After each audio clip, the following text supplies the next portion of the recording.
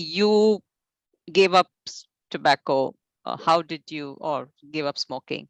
How did you go about that?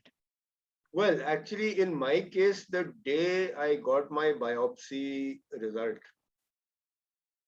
I just stopped cold turkey right there.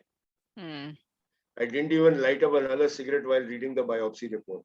mm, It might have been easier for me because I had already decided that on my 40th birthday I was going to give up smoking. So I was already mentally conditioning myself that, okay, this is like the last 3 weeks that I'm going to smoke anyway. And then at 40, I was going to give it up.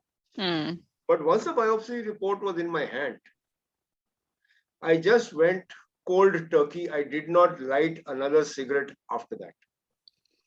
Yes, for about 2 or 3 days, I was constipated mm, because I was so used to that first cigarette and chai in the morning to get the morning going. And but after 3 days, things came back to normal. And mm. then the whole rush of preparing for surgery, running around, all the other paperwork that needs to be done, all of that kept me preoccupied enough that I didn't even need to think of cigarettes. Mm.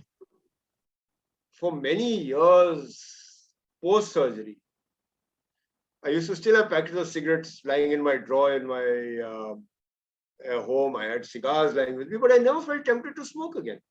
Right. So I literally went cold turkey and just did a dead stop.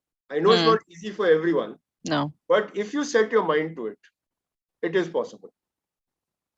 I know I did it, so therefore I can very happily tell people. Today, I have that confidence that even if there are people standing smoking, I can go and stand with them. Mm. But I still won't be tempted to take a cigarette from them or even to take one puff. Right.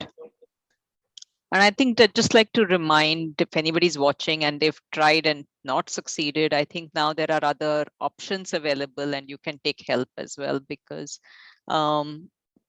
and then, I think this seems to be a complex problem.